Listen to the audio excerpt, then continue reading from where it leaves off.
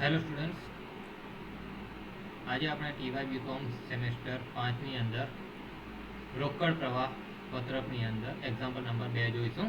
South Gujarat university 2014માં પૂછાયેલ છે. રકમ જોઈએ. જય લિમિટેડના પાકા સરવૈયા નીચે મુજબ છે, જેના પરથી રોકડ પ્રવાહ પત્રક હિસાબી ધોરણ 3 મુજબ તૈયાર કરવું. 2 વર્ષના અહીં પાકા સરવૈયા આપવામાં આવે છે. સૌપ્રથમ એન્ટ્રી છે ઇક્વિટી શેર મૂડી, જે 3 લાખ અને 4,50,000 છે, એટલે કે વધારો થયો છે. હવે વધારો બે રીતના થશે. એક તો બોનસ શેર આપવામાં આવે અને નવા ઇક્વિટી શેર બહાર પાડવામાં આવે ત્યારે.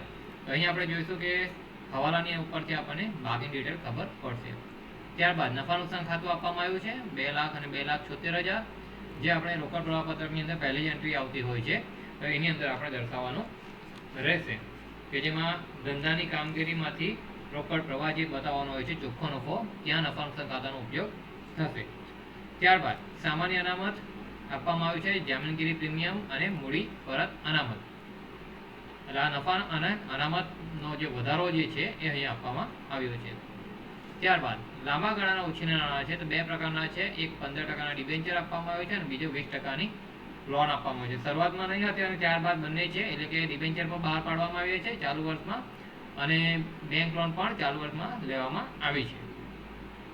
ત્યારબાદ ઘસારા ફંડ આપવામાં આવ્યું છે 30,000 અને 45,000. એનો અર્થ એવો થશે કે મિલકતો જે છે એ આપણને ચોપડી કિંમતે દર્શાવેલી, મૂળ કિંમતે દર્શાવેલી હશે.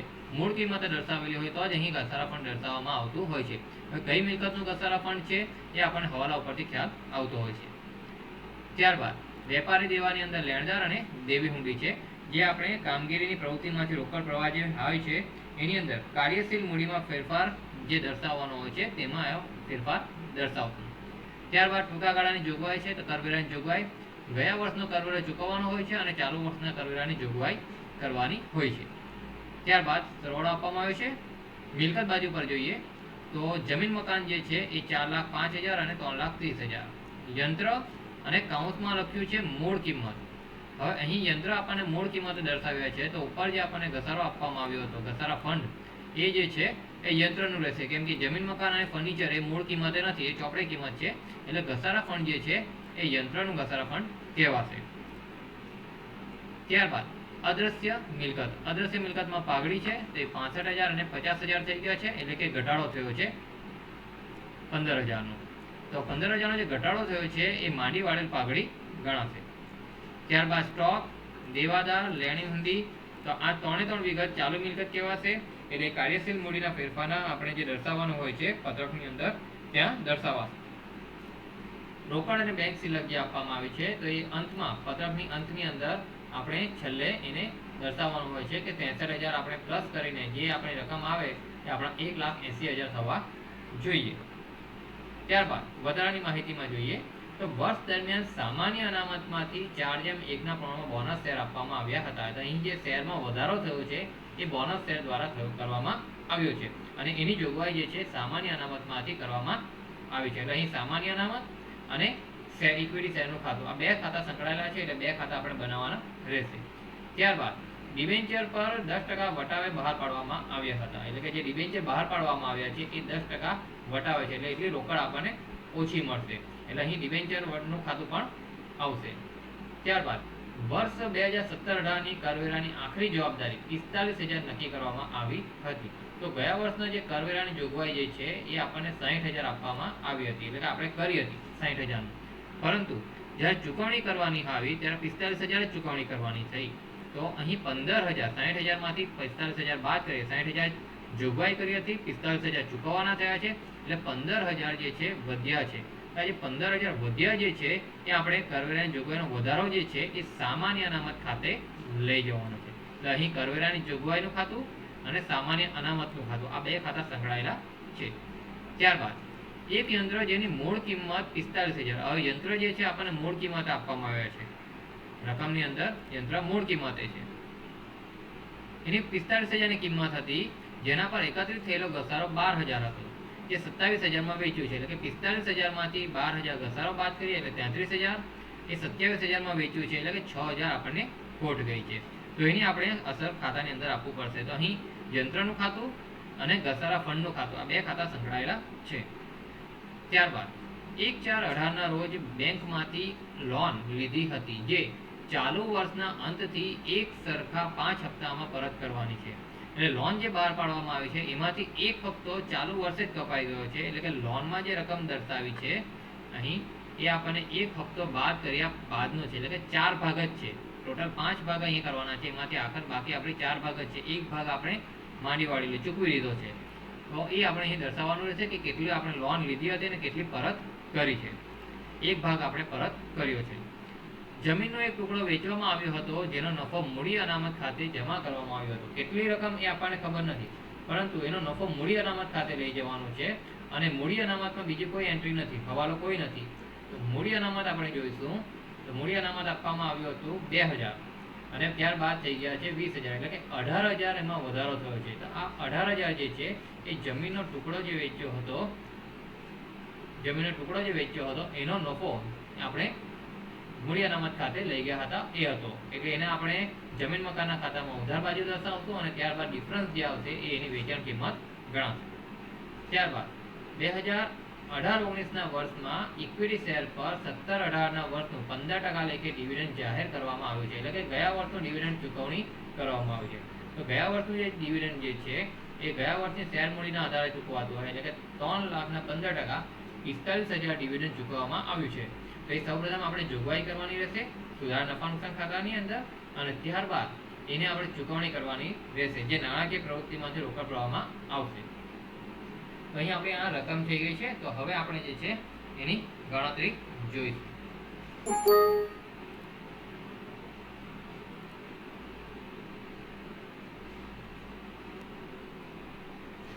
સૌપ્રથમ રોકડ પ્રવાહ પત્રકમાં જોઈશું. તો પહેલી એન્ટ્રી જે છે એ કામગીરી પ્રવૃત્તિમાંથી ઉદ્ભવતો રોકડ પ્રવાહમાં કરવેરા અને અસામાન્ય બાબતો પહેલાનો ચોખ્ખો નફો આપણે શોધવાનો હોય છે, જે આપણને નફા નુકસાન ખાતાની બાકી આપી હોય એ દર્શાવવાની હોય છે.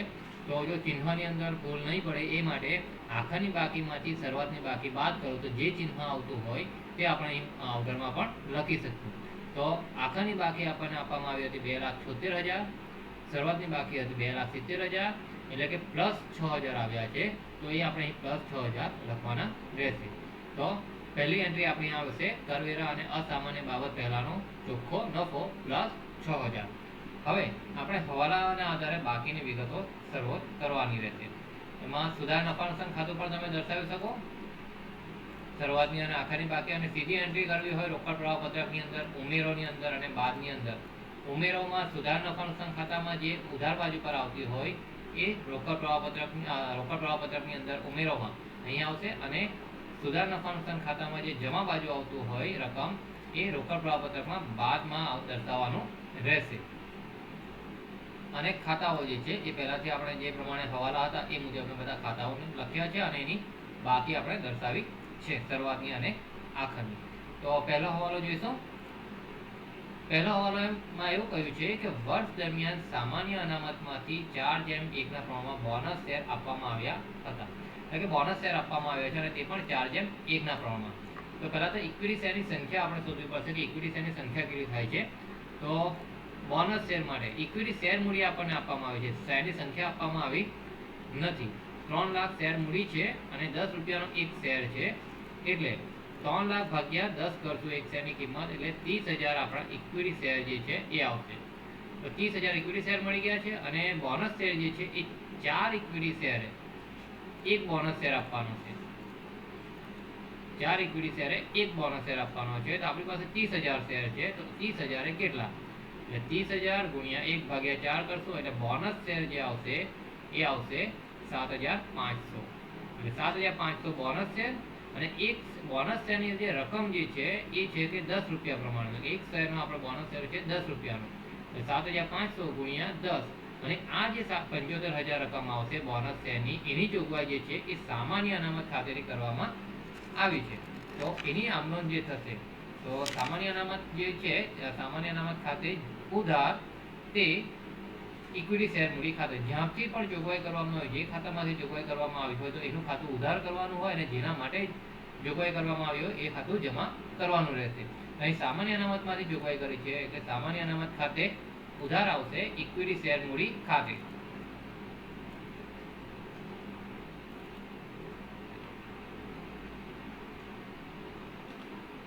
ઇક્વિટી શેર મૂડી ખાતે અને રકમ આવશે 75,000. અને એ જ જે છે આપણે સામાન્ય અનામતનું જે છે રકમ એ ઇક્વિટી શેર મૂડી ખાતામાં જમા સાઇડ પર આવશે.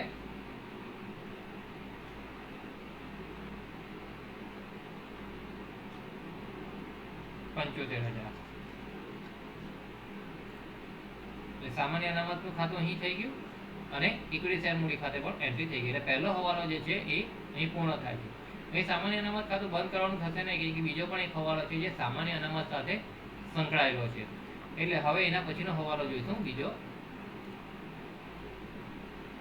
અહીં કોઈ બેંક ખાતે આવ્યું નથી એટલે આપણે રોકડ વેળાપત્રકમાં હમણાં કોઈ અસર આવશે નહીં. ત્યારબાદ વર્ષ દરમિયાન ડિબેન્ચર 10% વટાવે બહાર પાડવામાં આવ્યા હતા. ડિબેન્ચર જે છે એ 10% વટાવે બહાર પાડવામાં આવ્યા છે, તો એને એન્ટ્રી કરવાની રહેશે. તો અહીં આવ્યું છે ડિબેન્ચર. તો ડિબેન્ચર જે છે એ 75,000 બહાર પાડવામાં આવે છે. ડિબેન્ચરની જે વિગત છે એમાં શરૂઆતમાં 0 હતા અને ત્યારબાદ 75,000 થઈ ગયા છે. પરંતુ એ જે છે 10% વટાવે બહાર પાડવામાં આવે છે. એટલે કે બાદ વટાવ કરશું 10%. 10% વટાવ એટલે કે આવશે 7,500. 7,500 બાદ કરશું એટલે કે બેંક આવશે 67,500.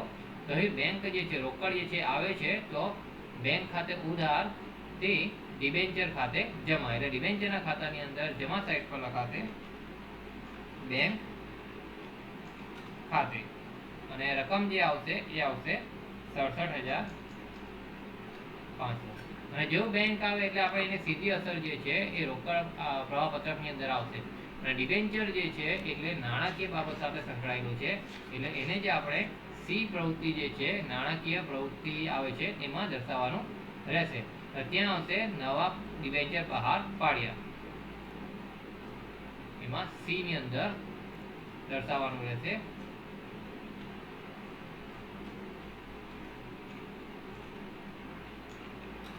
નવા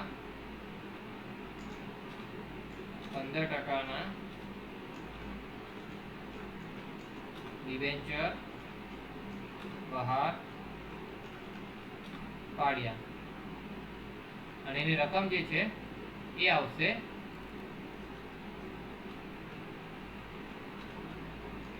75,000 માઇનસ 7,500 એટલે આવશે 67,500.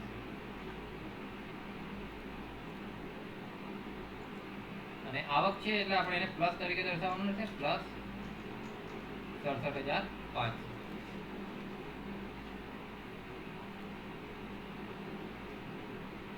એટલે અહીંયા આપણો જે છે એ સેકન્ડ હવાલો જે છે એ આપણો થઈ જશે અને એ ખાતું જે છે એ આપણે દર્શાવવાનું રહેશે. હવે આની અંદર જે 7,500 ડિફરન્સ જે આવે છે એ પણ આપણે દર્શાવવાનું છે. 7,500 એ છે ડિબેન્ચર વટાવ. આ વટાવ જે આપવામાં આવ્યો હતો તેને આપણે ડિબેન્ચર વટાવ ખાતે લઈ જવાનો રહેશે.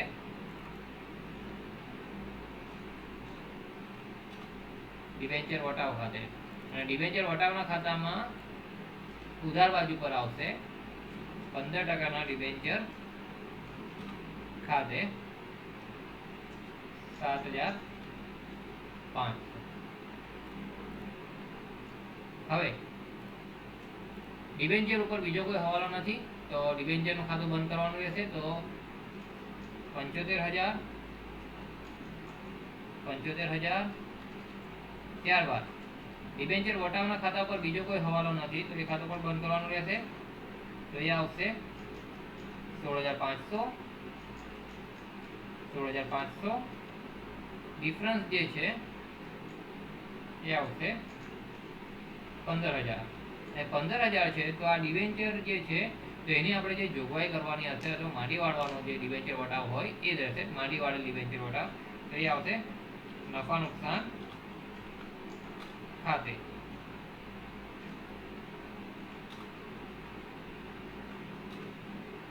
નફા નુકસાન ખાતામાં લખવાનું રહેશે, ત્યાં લખાશે ડિબેન્ચર વટાવ.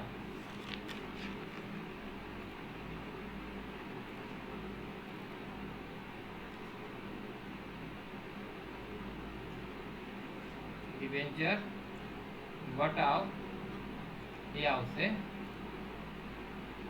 15,000 અને આ જે અહીંયા આપણે જે દર્શાવીએ સુધાર નફા નુકસાન ખાતામાં એ જ રકમ જે છે રોકડ પ્રવાહ પત્રકની અંદર પણ દર્શાવવાનું હોય છે, તો અહીં પણ દર્શાવાશે ઉમેરોમાં ડિબેન્ચર વટાવ અને રકમ જે છે એ આવશે 15,000. સુધારેલ ખાતું નફા નુકસાન ખાતું નહીં બનાવવામાં આવે તો પણ ચાલી શકે. એટલે ડિબેન્ચરનું ખાતું પણ બંધ થઈ ગયું અને ડિબેન્ચર વટાવનું ખાતું પણ બંધ થઈ ગયું. હવે ત્યારબાદ કરવેરાની જોગવાઈ છે, તો 17-18ના વર્ષની કરવેરાની આખરી જવાબદારી 45,000 નક્કી કરવામાં આવી હતી. જોગવાઈ જે છે એ 60,000 છે, જવાબદારી જે છે 45,000 નક્કી થઈ છે, એટલે કે 15,000નો ફાયદો થયો છે અને આ વધારો જે છે સામાન્ય અનામત ખાતે લઈ જવાનો છે, તો એની અસર હવે દર્શાવવાની રહેશે.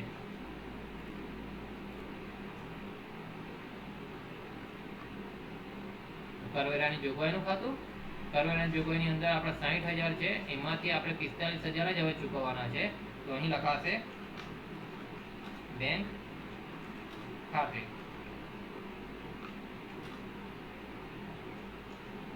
45,000. બેંક ખાતે આવ્યું છે એટલે રોકડ પ્રવાહ પત્રકમાં પણ અસર દર્શાવવાની રહેશે, રોકડ પ્રવાહ પત્રકમાં દર્શાવવાનું રહેશે. હવે નાણાકીય બાબત ડિબેન્ચર વટાવી નાણાકીય બાબત જે કરવેરાની જોગવાઈ જે છે એ આપણે કામગીરી પ્રવૃત્તિમાંથી ઉદ્ભવતો રોકડ પ્રવાહ જે છે કરવેરાની જોગવાઈ એ દર્શાવવાનું હોય છે, તો એની અંદર લાસ્ટમાં જે આપણને મળતું હોય છે ચોખ્ખો રોકડ પ્રવાહ એની ઉપર ચાલુ વર્ષનું જે આપણે ચૂકવ્યું હોય એ દર્શાવવાનું હોય છે, તો એ આવશે અહીં 45,000, પણ અહીં બાદમાં દર્શાવવાનું રહેશે.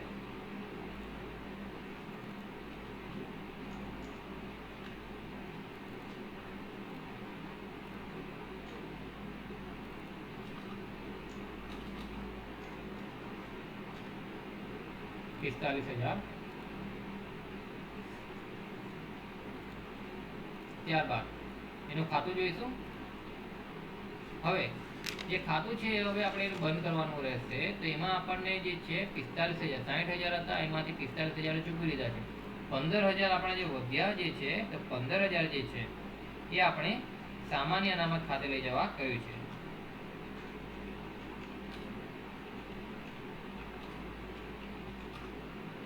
સામાન્ય અનામત ખાતે આવ્યા કઈ રીતના છે, તો 60,000ની જોગવાઈ કરી હતી, એમાંથી 45,000 ચૂકવવાના થયા છે, એટલે 15,000 જે વધારો છે આ વધારો જે છે એ આપણને હવાલામાં કહ્યું હતું કે સામાન્ય અનામત ખાતે લઈ જવાનો છે, તો એ આપણે સામાન્ય અનામત ખાતે લઈએ.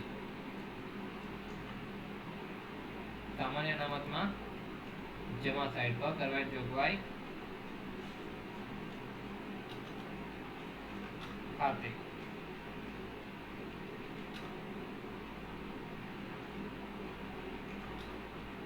આવકમાં વધારો રકમ જે છે એ આવશે 15,000.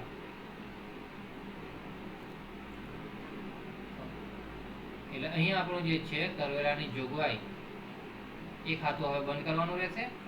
કરવેરાની જોગવાઈનું ખાતું બંધ કરશો તો 1,38,000 1,38,000 ડિફરન્સ જે છે એ 78,000 આવશે અને એ નફા નુકસાન ખાતે લઈ જવાનું રહેશે. નફા નુકસાન ખાતે કાઉન્ટમાં જોગવાઈ નફા નુકસાન ખાતે જોગવાઈ નફા નુકસાન ખાતામાં દર્શાવવાનું રહેશે ઉધાર બાજુ પર કરવેરાની જોગવાઈ કાઉન્ટમાં ચાલુ વર્ષની અને રકમ જે છે એ આવશે 78,000. અને આ જ વિગત જે છે અહીં આપણે જે દર્શાવતા હોઈએ છીએ એ રોકડ પ્રવાહપત્રની અંદર દર્શાવવાનું રહેશે. કરવેરાની જોગવાઈ ચાલુ વર્ષની એ આવશે 78,000.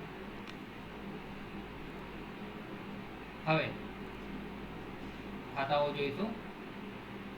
તો સામાન્ય અનામતનું ખાતું હવે આપણે બંધ કરવાનું રહેશે, કારણ કે એની સાથે સંકળાયેલો બીજો કોઈ હવાલો નથી. તો સામાન્ય અનામત સાથે સંકળાયેલું નથી એટલે એનું ખાતું બંધ કરશું. તો ઉધાર બાજુનો સરવાળો 2,32,500, 2,32,500. ડિફરન્સ જે છે એ આવશે 97,500 અને એ પણ લખાશે નફા નુકસાન ખાતે કૌંસમાં જોગવાઈ.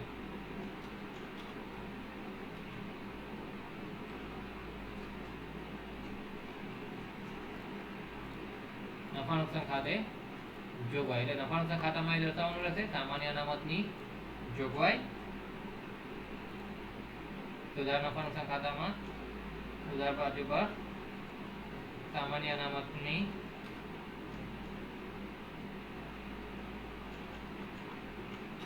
જોગવાઈ. તો એ આવશે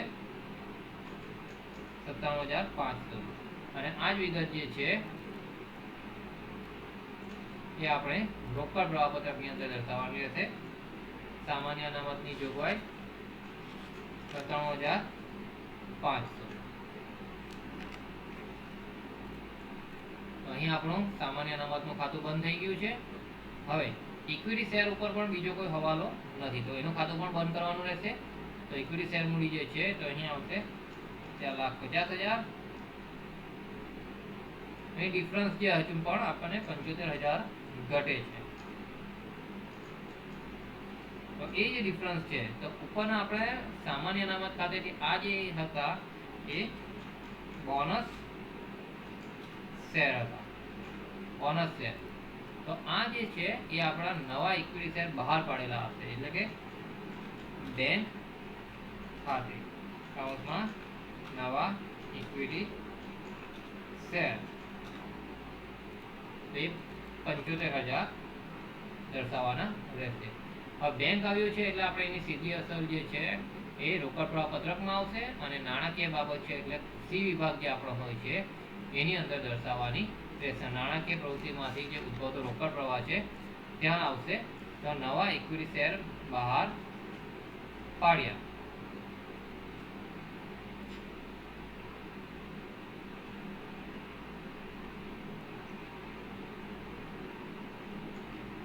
નવા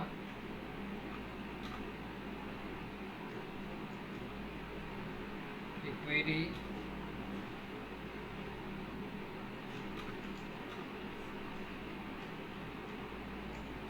શેર બહાર પાડ્યા. તો એ આવશે 75,000. હવે એની સાથે જ આપણે એ જામીનગીરી પ્રીમિયમ એટલે કે પ્રીમિયમે બહાર પાડ્યા છે કે વટાવે બહાર પાડ્યા છે એ પણ સાથે જોઈ લેવાનું હોય છે. તો રકમમાં આપણને સીધો ખ્યાલ નહીં આવશે પણ એનું ખાતું જોઈશું જામીનગીરી પ્રીમિયમનું. તો એના ઉપરથી આપણને ખ્યાલ આવશે. તો જામીનગીરી પ્રીમિયમ જે છે શરૂઆતમાં 15,000 હતો અને પછી 22,500 થયા છે એટલે કે 7,500નો વધારો થયો છે જામીનગીરી પ્રીમિયમની અંદર. તો આ જામીનગીરી પ્રીમિયમમાં જે વધારો જે થયો છે 7,500નો એ નવા ઇક્વિટી શેર બહાર પાડ્યા છે એના કારણે થયો છે. તો એ પણ અહીંયા આપણે દર્શાવવાનું રહેશે. તો ત્યાં લખાશે બેંક ખાતે. તો બેંક ખાતે અહીંયા આપણે દર્શાવવાનું રહેશે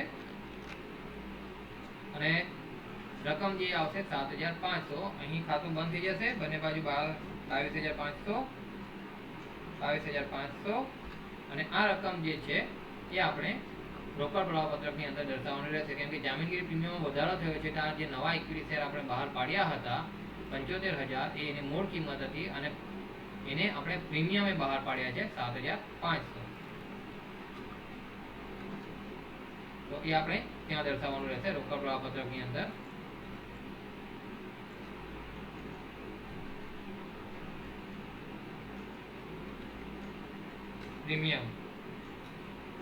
પ્રીમિયમ જે છે એ આવશે 7,500.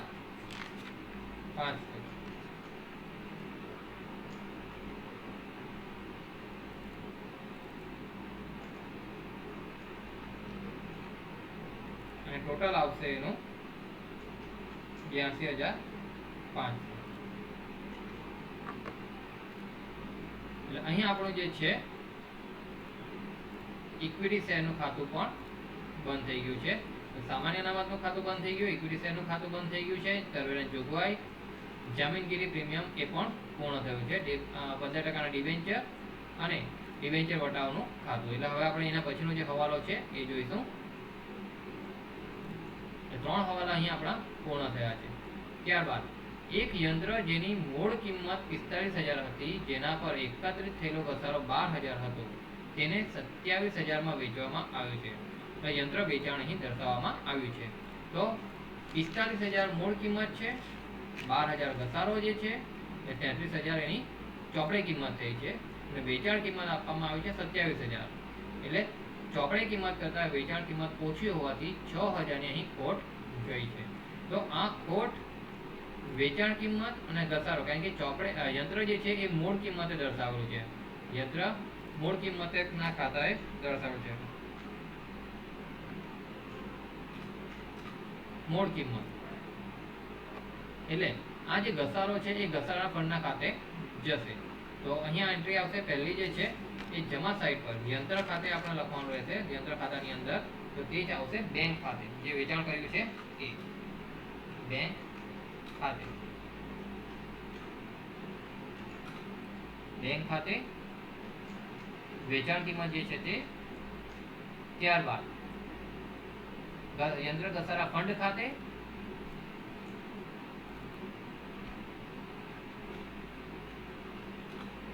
કાઉન્સમાં ઘસારો, તો એ આવશે 12,000, જે યંત્રનો માંડી વાળેલો હતો એ. અને ત્યારબાદ નફા નુકસાન ખાતે, કાઉન્સમાં ખોટ, તો એ આવશે 6,000. હવે આની બીજી એન્ટ્રી પણ આપવાની રહેશે. તો બેંક ખાતે છે એટલે રોકડ પ્રવાહ પત્રકમાં આવશે અને વેચાણ છે એટલે પ્રાપ્તિ ગણાશે. તો રોકાણ પ્રવૃત્તિમાંથી જે એ આપણે દર્શાવવાનું રહેશે, કારણ કે યંત્ર વેચાણ છે, કોઈ મિલકતનું વેચાણ હોય તો એ રોકાણ પ્રવૃત્તિ ગણાતું હોય છે. જામીનગીરી કોઈ હોય તો એ નાણાકીય પ્રવૃત્તિમાં દર્શાવવાનું રહેતું હોય છે.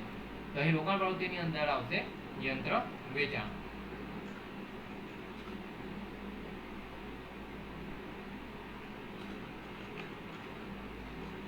તો યંત્ર વેચાણની જે કિંમત છે એ આપવામાં આવે છે 27,000.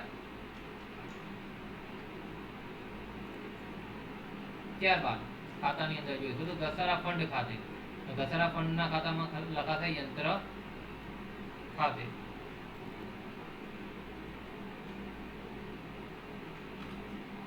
કાઉન્સમાં વેચેલ યંત્રનો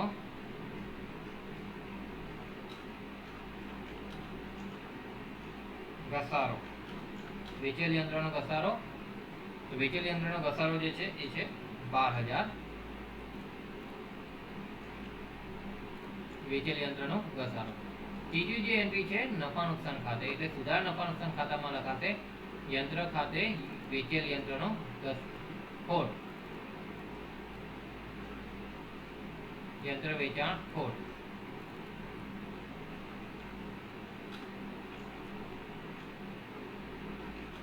યંત્ર વેચાણ ખોટ, તો એ દર્શાવાશે 6,000. અહીં જ્યારે આપણે સુધાર નફા નુકસાન ખાતામાં એન્ટ્રી કરી એટલે સીધી એ જ એન્ટ્રી જે છે આપણે રોકડ પ્રવાહ પત્રકની અંદર કામગીરીની અંદર ઉમેરોમાં દર્શાવવાનું રહેશે. યંત્ર વેચાણ ખોટ 6,000. ખાતાની અંદર આ બેંકનું આપણે થઈ ગયું છે, રોકડ પ્રવાહ પત્રકની અંદર દર્શાવી દીધું હતું. ત્યારબાદ ઘસારો જે છે તો એના ખાતે દર્શાવ્યો અને નફા નુકસાન ખાતે દર્શાવી દીધું છે. તો હવે આપણે જે છે યંત્ર ખાતું બંધ કરવાનું રહેશે. તો અહીં જે છે જમા સાઈડનો સરવાળો વધારે આવશે, તો એ છે 3,45,000. અહીં પણ 3,45,000. ડિફરન્સ આવે છે 3 લાખ. તો એ જે છે એ ખરીદી કહેવાશે. ઉધાર બાજુ પર નોર્મલી જો કોઈ મિલકત હોય તો એની અંદર ઉધાર બાજુ પર પ્રશ્ન ચિહ્ન આવે તો ખરીદી હોય. કોઈ મિલકતની અંદર જમા સાઈડ પર પ્રશ્ન ચિહ્ન આવે તો એ વેચાણ હોઈ શકે, ઘસારો હોઈ શકે અથવા બાકી આગળ લઈ ગયા હોઈ શકતું હોય છે. અહીં ઉધાર બાજુ પર છે એટલે નોર્મલી અહીં ખરીદી દર્શાવવાની રહેતી હોય છે. તો અહીં આવશે બેંક ખાતે કાઉન્સમાં ખરીદી. બેંક આવ્યું છે એટલે આપણે રોકડ પ્રવાહપત્રકની અંદર સીધી એની એન્ટ્રી કરવાની રહેશે. અને મિલકત છે એટલે આપણે રોકાણ પ્રવૃત્તિની અંદર દર્શાવવાનું રહેશે યંત્રની ખરીદી.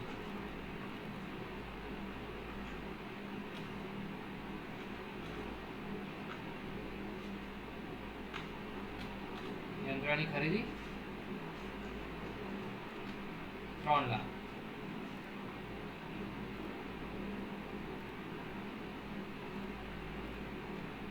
હવે ઘસારા પણનું ખાતું બંધ કરવાનું રહેશે. તો ઘસારા પણના ખાતું બંધ કરીએ તો ઉધાર બાજુનો સરવાળો વધારે છે 57,000.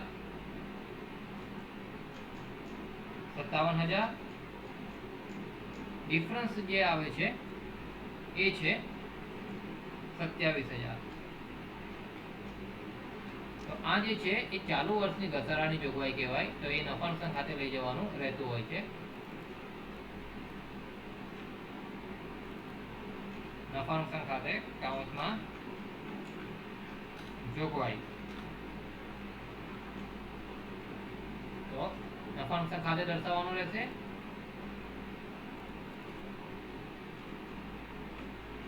યંત્ર ઘસારાની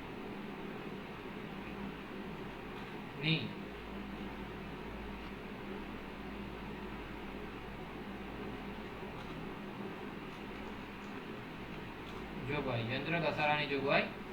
યંત્ર ઘસારાની જોગવાઈ અહીં દર્શાવવાની રહેશે 27,000.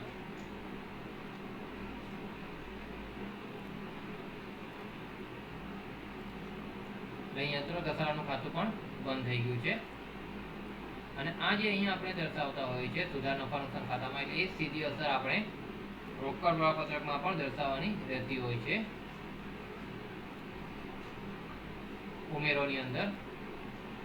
યંત્ર ઘસારાની જોગવાઈ. સુધાર નફા નુકસાન ખાતું નહીં બનાવી અને આ જે ઉધાર બાજુની રકમો છે એ સીધી તમે અહીં ઉમેરોમાં દર્શાવો તો પણ ચાલે. અને સુધાર નફા નુકસાન ખાતાની જમા બાજુની વિગતો અહીં બાદમાં દર્શાવો તો પણ ચાલે. પણ ભંડોળ પ્રવાહપત્રકના આધારે આપણને થોડું સહેલું પડે એ માટે આપણે સુધાર નફા નુકસાન ખાતું બનાવતા છે. આ ખાતું નહીં બનાવવામાં આવે તો પણ આપણે એની સીધી એન્ટ્રી કરી શકશું. હવે ત્યારબાદ 5મો હવાલો. 1/4/2018 રોજ બેંકમાંથી લોન લીધી હતી જે ચાલુ વર્ષના અંતથી એક સરખા 5 હપ્તામાં પરત કરી છે. એનો અર્થ એવો થાય છે કે ચાલુ વર્ષે આપણે એક ભાગ પરત કર્યો છે એટલે અંતમાં જે આપણને આપવામાં આવ્યા છે એ માત્ર 4 ભાગ છે. તો એની ખાતું જોઈશું. શરૂઆતમાં 0 હતું અને વર્ષમાં આપણે બહાર પાડ્યા છે અને એમાંનો એક ભાગ બાદ કરીને અહીં જે છે તો આ આપણને 4 ભાગ જ છે. 60,000 એ માત્ર 4 ભાગ છે. તો એના આધારે આપણે કેટલા રૂપિયાની લોન લીધી છે એ આપણે શોધવાની રહેશે. તો 20% લીધેલ લોન ટોટલ 5 ભાગ હોય લીધેલ લોન, તો એમાંથી એક ભાગ માંડી વાળ્યો છે એવું કહ્યું છે ચાલુ વર્ષના અંતે. તો 1/5 ભાગ માંડી વાળ્યો એટલે એટલે આખાની બાકી જે છે એ 4 ભાગ જ છે. અને આપણી પાસે આખાની બાકી છે 4 ભાગ. તો 4 ભાગ બરાબર જો 5 ભાગ આપણે રકમ લીધી હોય અથવા 4 ભાગે જો 60,000 હોય તો 5 કેટલા એ રીતના પણ કરી શકાય. અથવા 4 ભાગ હોય તો લીધેલ લોન 5 ભાગ. તો 60,000 જો હોય તો કેટલી? 60,000 ગુણ્યા અહીં જે છે 5 આવશે, 5 ભાગ્યા 4 તો એ આવશે 75,000. તો 75,000 જે છે એ લીધેલ લોન છે એટલે કે આપણી બેંક આવશે. એમાંથી 15,000 ચાલુ વર્ષે માંડી વાળ્યા છે એટલે કે નફા નુકસાન ખાતે આવશે. અને 60,000 એ આપણે અહીં બાકી થઈ જશે. તો અહીં આપણે જમા સાઈડ પર આવશે બેંક ખાતે 75,000. તો હવે આપણે દર્શાવવાનું રહેશે બેંક ખાતે આવ્યું છે એટલે આપણે રોકડ પ્રવાહપત્રકની અંદર, અને લોન લીધી છે એટલે કે નાણાકીય પ્રવૃત્તિ કહેવાશે. નાણાકીય પ્રવૃત્તિની અંદર એ દર્શાવવાનું રહેશે 20%ની બેંક લોન.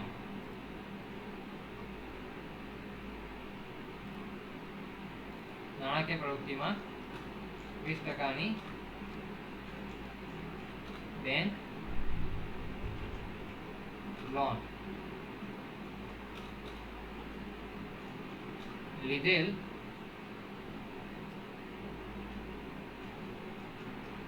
₹75,000 છે અને પરત પણ કરી છે, તો એ આપણે સાથે જ એને દર્શાવી દેવાશે. તો લીધેલ હતી 75,000, એમાંથી 15,000 માંડીવાળી છે, એટલે કે પરત કરી છે. બરાબર, માંડીવાળી છે એનો અર્થ એ થશે કે પરત કરેલ છે. તો પરત કરીએ તો એ ચૂકવણું ગણાશે. તો ચૂકવણાની અંદર આપણે દર્શાવવાનું રહેશે બેંક ખાતે આવકમાં ચૂકવણી, પરત ચૂકવણી, અને એ છે 15,000. તો એ આપણે અહીં બેંક ખાતે જ આવ્યું છે, એટલે ફરીથી નાણાકીય પ્રવૃત્તિની અંદર જ દર્શાવવાનું રહેશે, પરંતુ બાદ કરવાનું રહેશે. બાદ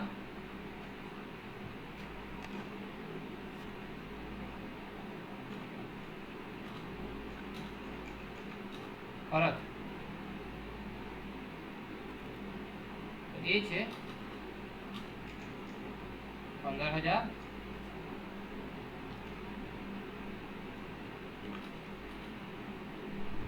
એટલે આવશે 60,000.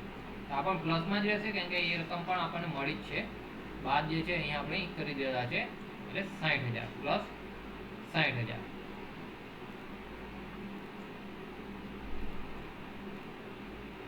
એટલે અહીં આપણે હવે આ ખાતું જે છે એ બંધ થઈ જશે. 75,000 હવે એના પછીનો હવાલો જોઈશું. તો જમીનનો એક ટુકડો વેચવામાં આવ્યો હતો, જેનો નફો મૂડી અનામત ખાતે જમા કરવામાં આવ્યો છે. કોઈ રકમ આપણને આપવામાં આવી નથી, પરંતુ જમીન વેચાણ થયું છે અને એનો નફો મૂડી અનામત ખાતે લઈ જવામાં આવ્યો છે. તો અહીં આપણે જોઈશું તો મૂડી અનામત ખાતું પહેલા જોવું પડશે. તો શરૂઆતમાં 2,000 હતા અને પછી 20,000 થયા છે, એટલે કે 18,000નો જે છે એ વધારો થયો છે. તો આ જે વધારો છે તો આપણને જે હવાલામાં કહ્યું છે કે જમીન વેચાણનો નફો જે છે મૂડી અનામત ખાતે લઈ ગયા છે. તો આ જે 18,000 છે એ જમીન વેચાણનો નફો મૂડી અનામત ખાતે જે લાવવામાં આવ્યો હતો તે રહેશે. તો જમીન મકાન વેચાણ ખાતે અહીં લખાશે જમીન મકાન ખાતે આવકમાં વેચાણ નફો, અને આ જ રકમ જે છે હવે આ ખાતું બંધ થઈ જશે.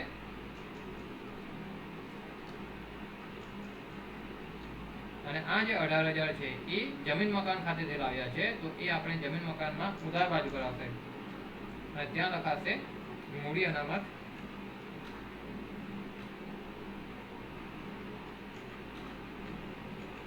ખાતે 18,000. હવે મૂડી અનામત ખાતું બંધ થઈ ગયું. હવે આ જે ડિફરન્સ છે તો અહીં આપણું જમા થાય પર વેચાણ આવતો હોય છે અને નફો જે છે અહીં ઉધાર બાજુ પર આવતો હોય છે. નફો આપણને મળી ગયો છે, તો બીજું કોઈ એન્ટ્રી આનામાં નથી, એટલે આ ખાતું હવે બંધ કરવાનું રહેશે. તો ખાતું બંધ કરતા જમીન મકાનનું ખાતું બંધ કરતા તો એ આવશે 4,23,000, 4,23,000. અને ડિફરન્સ જે આવે છે 4,23,000 માંથી 3,30,000 બાદ કરશું તો ડિફરન્સ આવે છે 93,000. અને એ જે છે તે આપણે લખાશે બેંક ખાતે. અને જમીન મકાન છે એટલે કે મિલકત છે, મિલકત છે એટલે રોકાણ પ્રવૃત્તિ ગણાશે. રોકાણ પ્રવૃત્તિની અંદર દર્શાવવાનું રહેશે જમીન મકાન વેચાણની ઉપજ.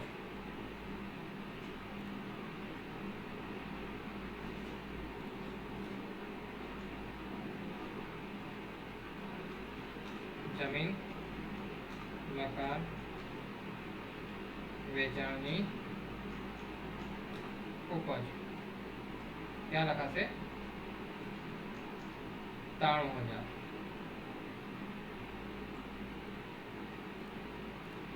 અહીં યંત્રની ખરીદી છે, અહીં માઇનસ આવશે.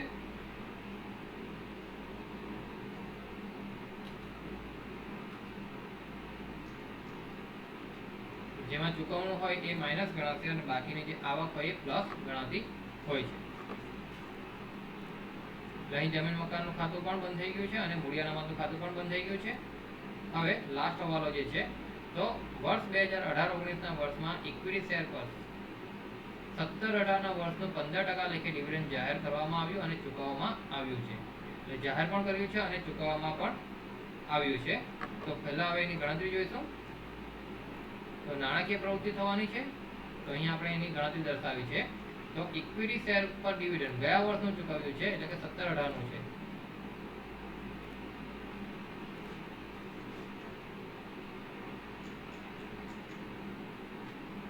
નું ડિવિડન્ડ છે, તો એ ગયા વર્ષની જે બાકી હોય એના આધારે ગણાતી હોય. તો શરૂઆતની બાકી ઇક્વિટી શેરની 3 લાખ હતી, એના 15% કરશું તો 45,000 એ આપણું ડિવિડન્ડ આવશે.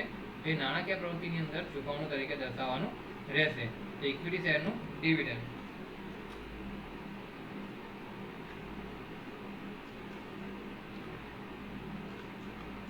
ઇક્વિટી શેરનું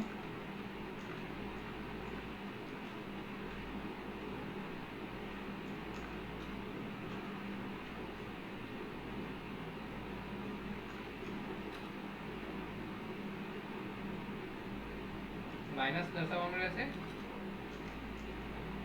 45,000 ચૂકવણું છે એના માટે.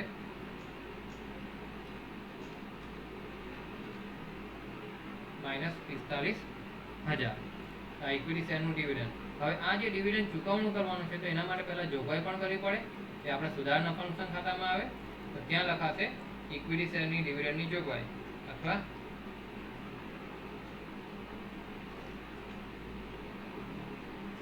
ગયા વર્ષના ઇક્વિટી શેરના ડિવિડન્ડની જોગવાઈ 45,000.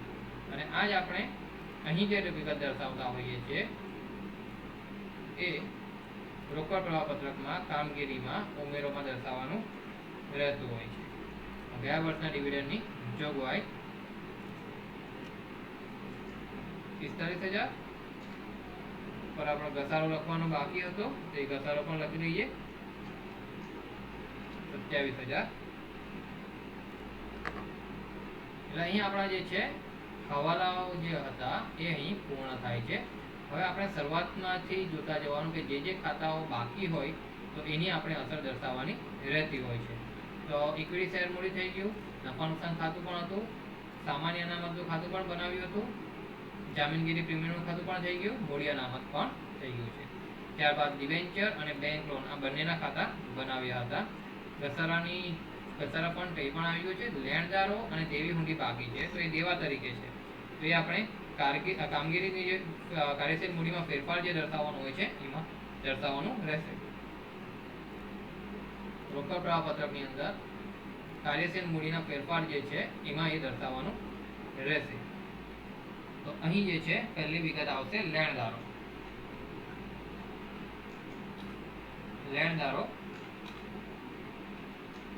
67,500 માઇનસ 90,000. તો એની બાકીઓ પહેલા જોઈ લેવાની રહી છે. 67,000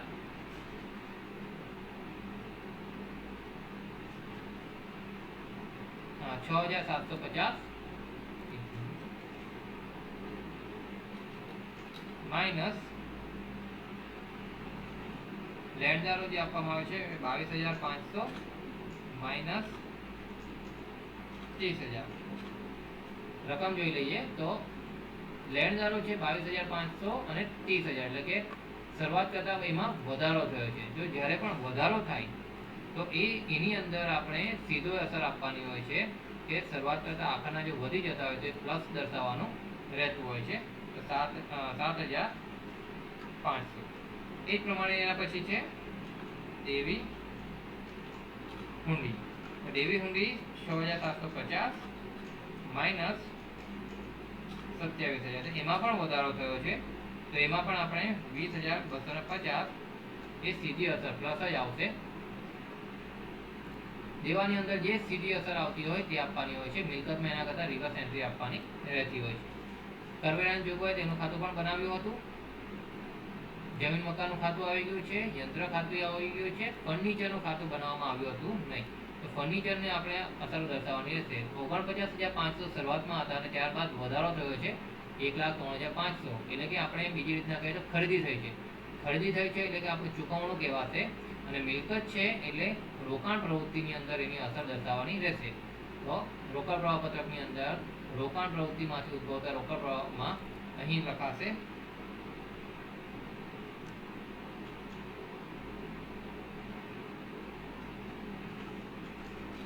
ફર્નિચરની ખરીદી આખાની બાકીમાંથી શરૂઆતની બાકી બાદ કરી દેવાની એટલે આપણને ખરીદી મળશે.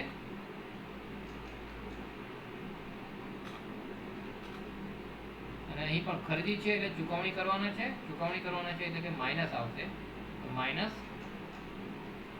54,000.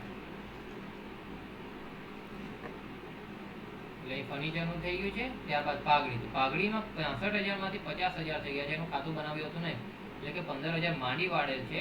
તો એની અસર દર્શાવવાની હશે. તો પહેલા આપણે સુધાર નફા નુકસાન ખાતામાં આવશે માંડી વાળેલ પાઘડી.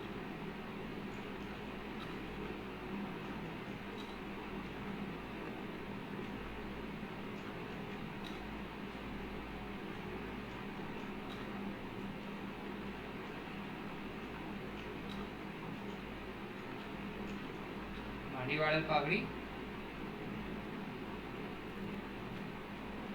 કાઉન્સમાં દર્શાવવાનું રહેશે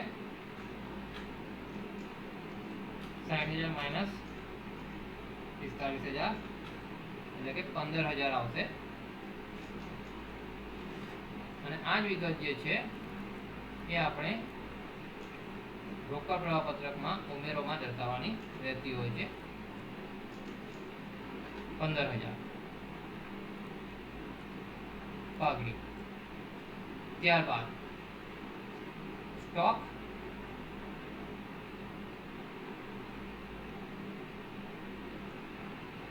પાઘડી બાદ આવશે અન્ય બિનચાલુ મિલકતો. તો એની અંદર છે પહેલો પ્રાથમિક ખર્ચ.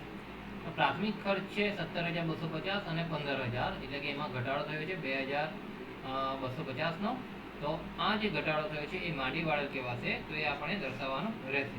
તો સૌપ્રથમ જે છે માંડી વાળેલ છે એટલે સુધાર નફા નુકસાન ખાતામાં દર્શાવશો માંડી વાળેલ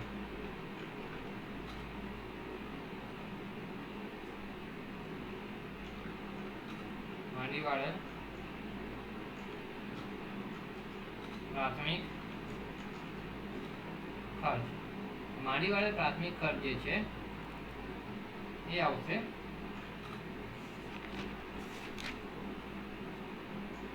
17,250 માઇનસ 15,000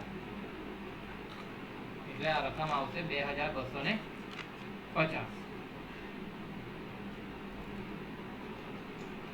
2,250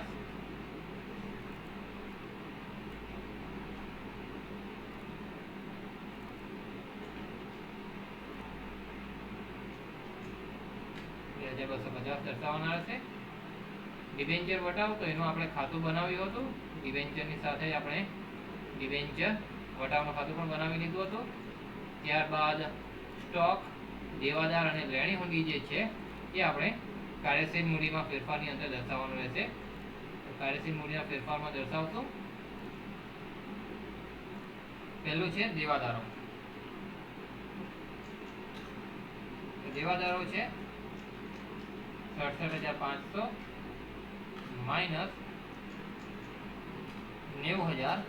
તેમાં વધારો થયો છે એટલે કે અહીંયા આપણે માઇનસ દર્શાવવાનું રહેશે. મિલકતમાં એના કરતાં દિવસ આપવાનું, વધારો હોય તો માઇનસ કરવાનું અને ઘટાડો હોય તો પ્લસ કરવાનું રહેતું હોય છે ચાલુ મિલકતોની અંદર. તો એ આવશે 22,500. ત્યારબાદ લેણી હુંડી. લેણી હુંડી જે છે એ છે 45,000 માઇનસ 60,000. તો એ પણ માઇનસ થશે, વધારો છે એટલે 15,000. ત્યારબાદ સ્ટોક. સ્ટોક છે 60,000 માઇનસ 1,03,000. 11,000, એમાં પણ વધારો થયો છે, તેમાં પણ માઇનસ આવશે, તો એ આવશે 51,000. ત્યારબાદ રોકડ અને બેંક સિલક એ અંતમાં પત્રકની અંતમાં આપણે દર્શાવવાનું રહેતું હોય છે. તો હવે જે છે આપણે ખાતા બંધ કરવાના રહેશે, અને ખાતા બંધ થઈ ગયા છે. સુધા નફા નુકસાન ખાતું પણ આપણે એમ જોઈએ તો બંધ થઈ ગયું છે. બંધ નહીં કરીએ તો પણ ચાલશે, કારણ કે એન્ટ્રી કરવાની હોય છે. તો રોકડ પ્રવાહ પત્રકની અંદર હવે આપણે શરૂઆતથી સરવાળો બાદબાકી કરવાનું રહેશે. તો પહેલું જે છે કરવેરા અને અસામાન્ય બાબત પહેલાનો ચોખ્ખો નફો જે 6,000 અને બાકીની બધી આ ઉમેરો જ છે, એટલે બધા પ્લસમાં જ આવશે. તો સરવાળો જે છે એ આવશે 2,91,750. માંથી બાદમાં કોઈ રકમ નથી, ત્યારબાદ રકમ જે છે એ પણ આવશે 2,91,750. તો એને જે છે એ કાર્યશીલ મૂડીમાં ફેરફાર પહેલાનો નફો કહેવાશે.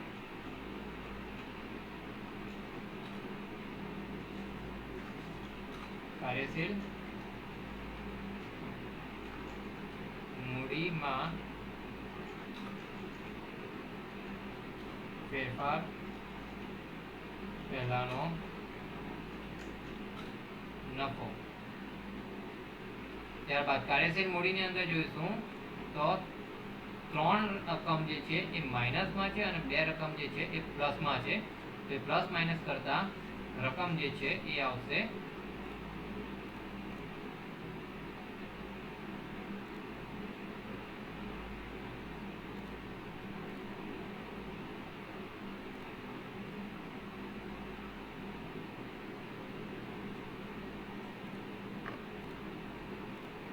આવશે 2,31,000.